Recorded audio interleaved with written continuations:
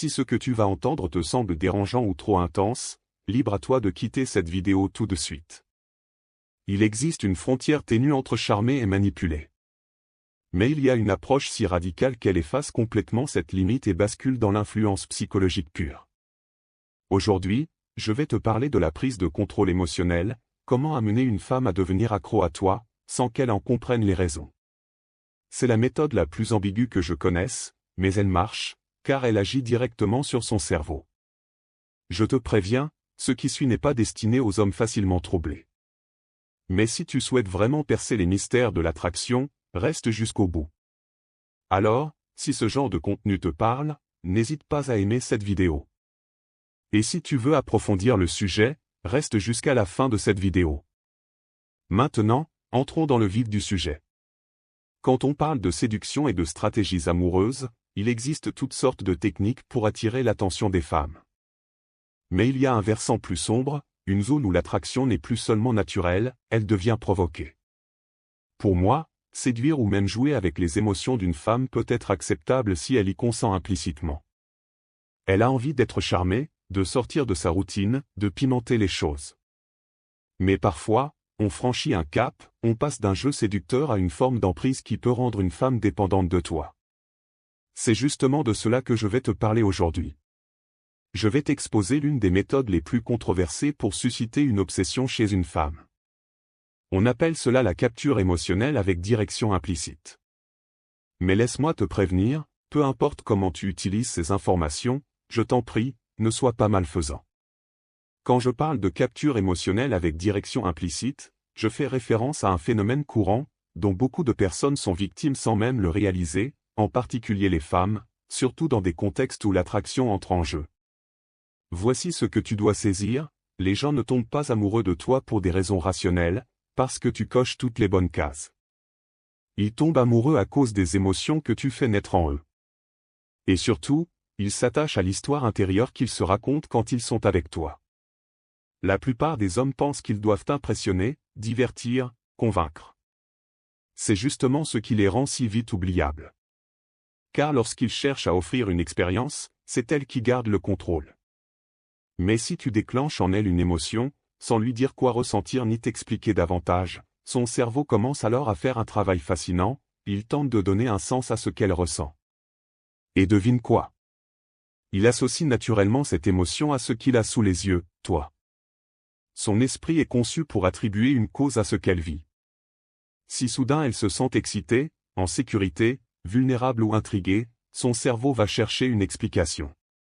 Et si tu es celui qui se trouve à ses côtés à ce moment-là, même si tu n'es pas la cause réelle, tu deviens la cause dans son esprit.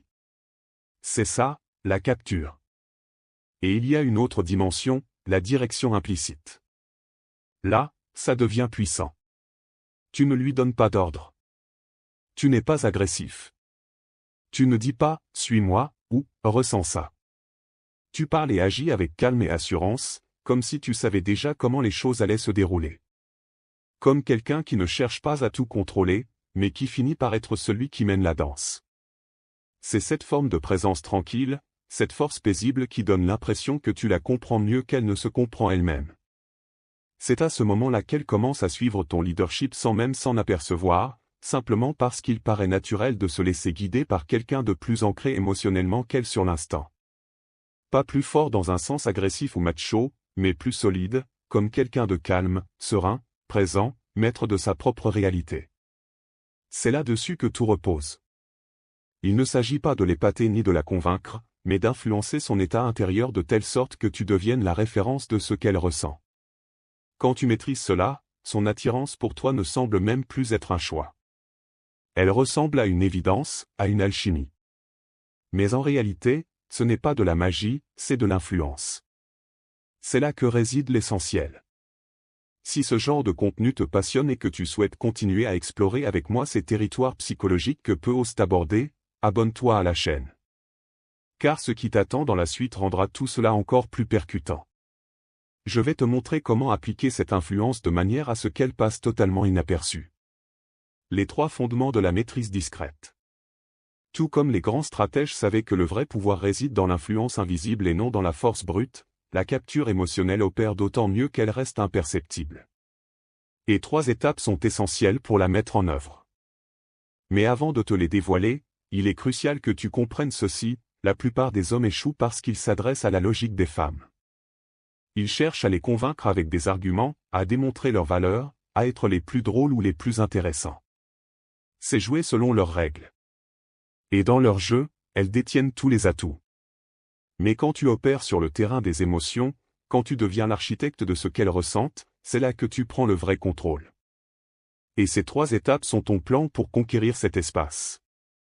Étape 1. Susciter une émotion. La première étape est simple à énoncer, mais la plupart des hommes ne mesurent pas sa profondeur.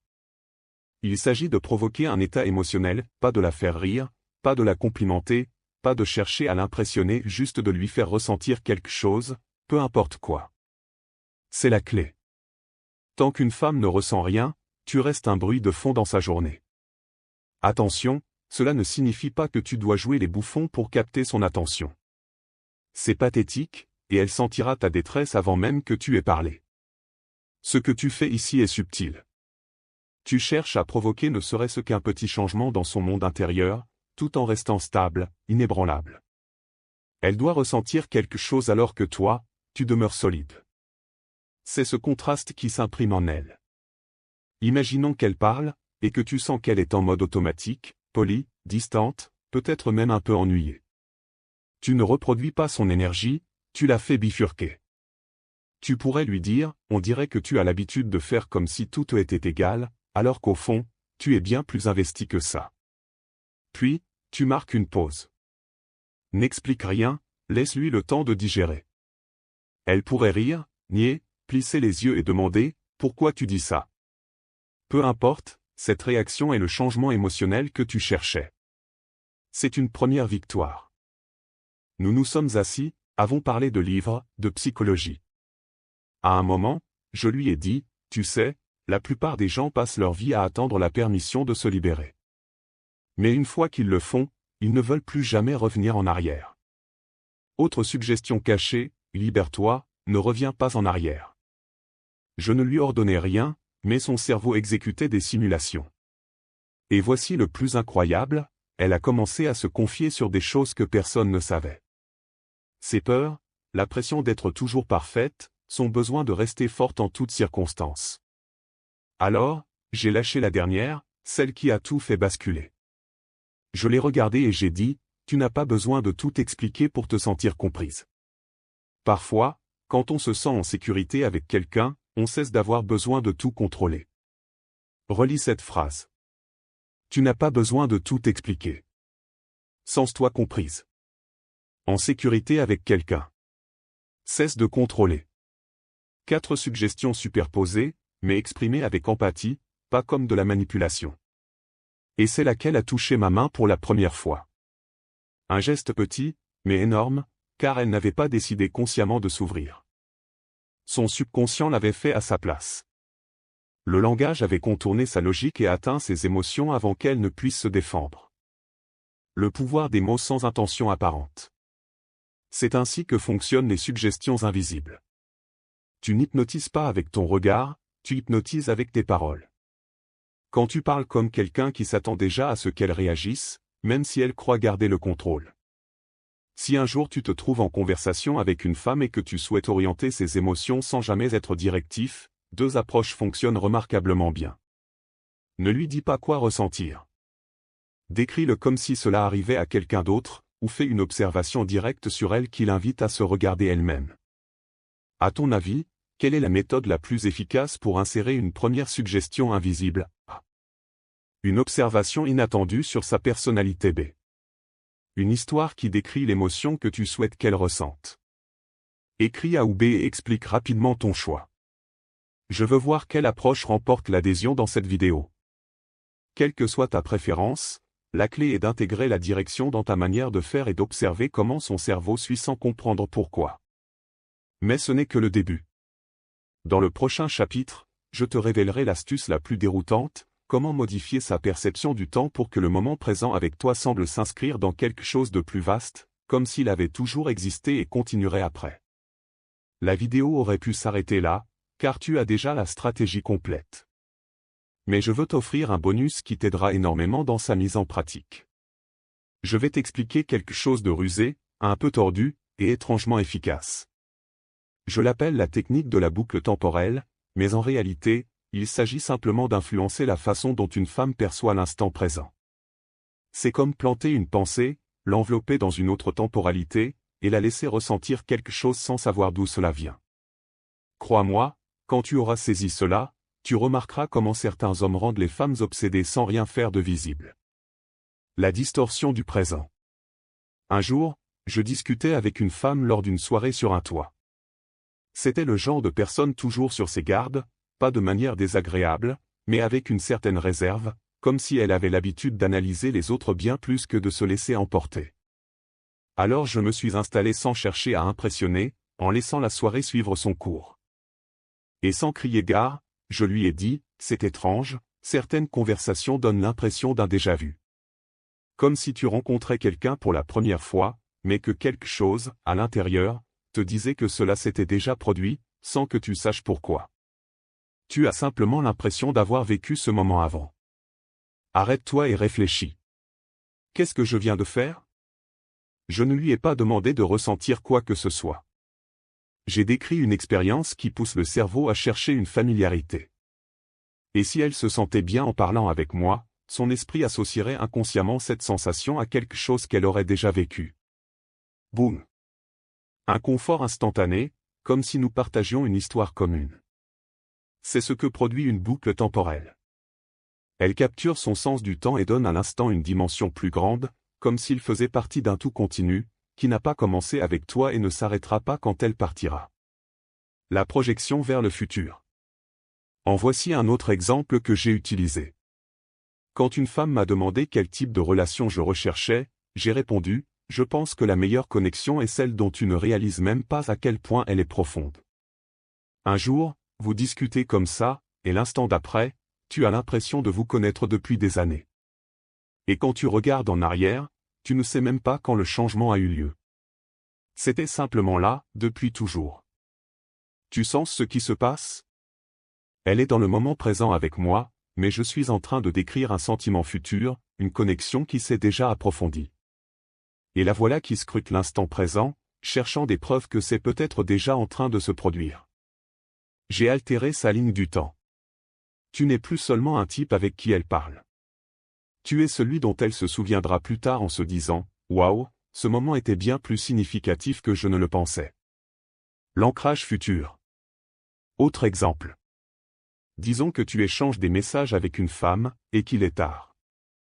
Au lieu de dire « Bonne nuit », tu lui envoies « Imagine si un jour, on repense à ces premières conversations si étranges et qu'on se souvient tous les deux de cette nuit précisément. » Ce que tu as fait, c'est ramener le futur dans le présent. Tu l'as fait t'imaginer dans un avenir où elle te connaît encore, où elle te parle encore, et où cette nuit devient un souvenir. C'est une boucle temporelle. Et voici ce que personne ne te dit, une fois que le cerveau imagine quelque chose de façon vive, il commence à le traiter comme partiellement réel. Si elle s'imagine se souvenir de toi plus tard, tu as multiplié tes chances de devenir inoubliable. La mise en œuvre maîtrisée.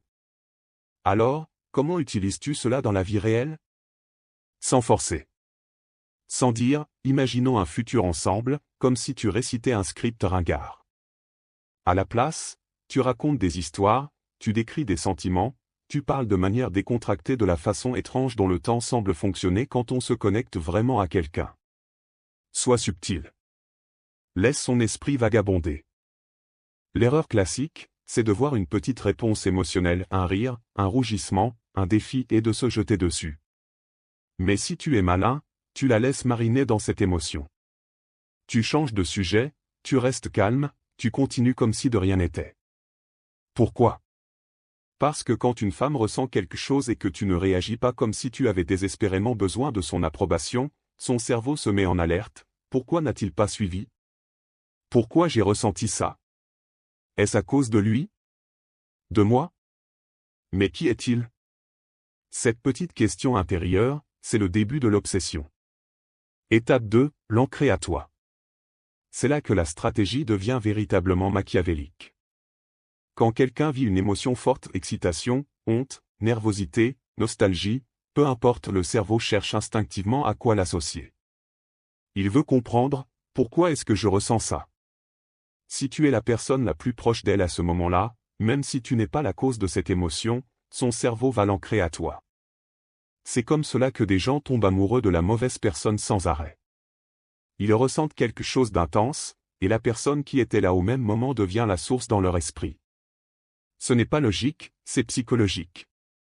Ton rôle ici n'est pas de provoquer davantage d'émotions, c'est déjà fait. Ton rôle est de te positionner subtilement comme le réceptacle de cette émotion. Ne dis pas, c'est moi qui te fais ressentir ça. Ce serait tout gâcher.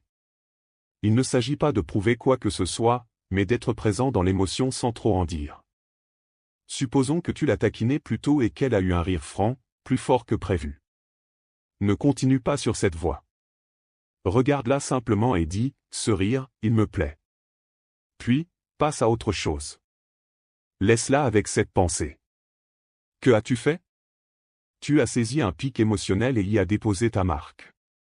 Désormais, chaque fois qu'elle se souviendra de ce qu'elle a ressenti à ce moment-là, son esprit le relira à travers toi. Pas parce que tu as dit quelque chose d'exceptionnel, mais parce que tu étais là, que tu l'as remarqué, et que tu n'as pas cherché à retirer davantage. Étape 3, la direction implicite par la présence. C'est l'étape qui distingue les hommes ordinaires de ceux qui comprennent vraiment le jeu. Il ne s'agit pas de donner des ordres, mais de parler et d'agir comme si le résultat était déjà acquis. Comme quelqu'un qui ne cherche pas à contrôler, mais qui mène naturellement le mouvement. C'est cette forme de leadership silencieux que les plus fins stratèges auraient admiré. Tu ne cries pas, mais tu es si centré et imperturbable qu'elle a l'impression que tu la connais mieux qu'elle ne se connaît elle-même. C'est à ce moment qu'elle commence à suivre ton exemple sans même s'en rendre compte, simplement parce qu'il paraît naturel de se laisser guider par quelqu'un de plus stable émotionnellement qu'elle sur l'instant. Pas plus fort en étant agressif, mais plus fort en étant calme, serein, présent, pleinement maître de ta réalité. C'est sur cela que tout repose. Pas besoin de l'impressionner ni de la convaincre. Juste guider son état intérieur de façon à devenir son point de repère émotionnel. Quand tu maîtrises ces 3 piliers, quelque chose de fascinant se produit. Son attirance pour toi ne ressemble plus à un choix. Elle devient une évidence, une alchimie. Mais toi et moi, nous savons la vérité, ce n'est pas de l'alchimie, c'est de l'ingénierie émotionnelle. C'est de l'influence déguisée en destin. Maintenant que tu connais cette technique d'ancrage émotionnel pour créer une obsession silencieuse, j'aimerais avoir ton avis. As-tu déjà remarqué comment certaines personnes ont su te faire ressentir des choses, au point que tu ne pouvais plus les oublier? Ou as-tu toi-même utilisé inconsciemment certaines de ces stratégies? Partage ton expérience dans les commentaires. Plus tu donnes de détails, mieux c'est. Je lis chaque récit, car cela m'aide à comprendre comment ces techniques fonctionnent dans la vraie vie. Dans le prochain volet, je te révélerai la méthode la plus redoutable, comment employer des suggestions invisibles pour que son subconscient suive tes indications sans qu'elle ne s'en aperçoive jamais. Les maîtres de l'influence savent que les mots les plus puissants sont ceux qui ne semblent jamais avoir d'intention cachée. Et dans l'art de la capture émotionnelle, les suggestions les plus dévastatrices sont celles qui se glissent dans des conversations anodines. Quand je parle de suggestion invisible, je fais référence à quelque chose qui va au-delà de la simple persuasion. Tu ne lui demandes pas de faire quelque chose. Tu ne lui suggères pas directement de ressentir quelque chose. Au lieu de cela, tu insères des instructions dans des histoires, des observations, des remarques en apparence banales, que son esprit conscient accepte comme une conversation normale, mais que son subconscient traite comme un message. Je vais te raconter l'histoire de Léa pour illustrer comment cela fonctionne en pratique. Il y avait une femme dans mon immeuble, appelons-la Léa. Léa avait une énergie très sérieuse, toujours concentrée, toujours pressée, toujours occupée. Tous les hommes qui tentaient de flirter avec elle se heurtaient à un sourire poli avant qu'elle ne poursuive son chemin. J'ai vu cela se produire à plusieurs reprises. Des hommes intelligents, confiants. Elle semblait tout simplement insensible, inapprochable. Mais moi, je ne cherchais pas son attention. Je visais son esprit. Je voulais laisser une empreinte qu'elle ne comprendrait qu'après coup, quand l'attraction serait déjà là, sans qu'elle sache d'où elle venait. Un soir, nous attendions ensemble l'ascenseur. Elle avait l'air fatiguée. Je lui ai dit, on dirait que tu es du genre à toujours tout maîtriser. Elle m'a regardé, a souri légèrement et a répondu, j'essaie. C'est là que j'ai inséré la première suggestion. Pas une instruction directe, mais une phrase qui contenait une idée sous-jacente, tu es quelqu'un qui contrôle, ce qui la positionnait subtilement. Et en la positionnant ainsi, je modelais aussi la façon dont elle voulait se comporter avec moi. Nous sommes montés dans l'ascenseur. Elle m'a demandé ce que je faisais dans la vie. Je lui ai répondu calmement, je travaille avec les gens. Je les aide à enlever les masques qu'ils portent et à se sentir bien, simplement d'être vus, pour une fois. C'est étrange comme certaines personnes, une fois qu'elles se détendent, commencent à s'ouvrir sans même s'en rendre compte. Cette phrase était chargée de suggestions, enlève tes masques, sens-toi bien d'être vu, ouvre-toi. Mais je ne le lui disais pas à elle directement. Je le présentais comme une simple observation. C'est ça, l'astuce. Son cerveau l'entend, le traite comme une conversation normale, mais ses phrases résonnent doucement en elle. L'escalade imperceptible. Nous avons commencé à nous croiser plus souvent. Je n'ai jamais forcé les choses. Je ne lui ai jamais demandé de rendez-vous. J'ai simplement semé de petites graines à chaque occasion. Un après-midi, elle m'a proposé de prendre un café.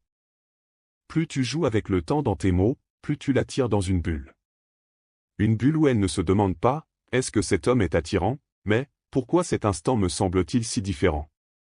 C'est là que tu sais qu'elle n'est plus seulement en train d'écouter, elle est en train de ressentir. Et les émissions s'effacent bien moins vite que les compliments ou les phrases bien construites. C'est ça, la boucle. C'est ça, l'hameçon. Et la majorité des hommes ignoreront toujours que cela existe. Tout comme les plus grands stratèges de l'histoire comprenaient que le vrai contrôle s'exerce sans que les gens ne s'en aperçoivent, tu disposes maintenant des outils pour agir dans les coulisses de l'esprit féminin. Dans la conclusion, je vais te montrer comment assembler tous ces éléments en un système redoutable qui transforme l'attraction en une évidence. En résumé, tu captes ses émotions, tu les ancres à toi, tu orientes subtilement son comportement avec un langage voilé, puis tu enfermes le souvenir dans sa mémoire à long terme. Et pendant tout ce temps, tu ne demandes rien. Tu ne cherches pas à convaincre, tu ne réagis pas de manière excessive. Tu la laisses simplement ressentir de plus en plus, tout en gardant le contrôle comme si cela n'avait pas plus d'importance que cela devrait en avoir. C'est ça, la direction implicite. Et c'est pour cela que tout ce système fonctionne. Il ne s'agit pas de conquête. Il ne s'agit pas de manipulation caricaturale. Il s'agit de comprendre une vérité fondamentale, les émotions poussent les gens à suivre, la stabilité les fait rester. Et si tu es arrivé jusqu'ici, j'aimerais te demander quelque chose. Dans les commentaires, partage un conseil qui pourrait être utile aux autres hommes qui regardent cette vidéo. Cela peut être une leçon que tu as apprise à tes dépens, ou une technique que tu as découverte par hasard. C'était le côté obscur. À bientôt dans une prochaine vidéo.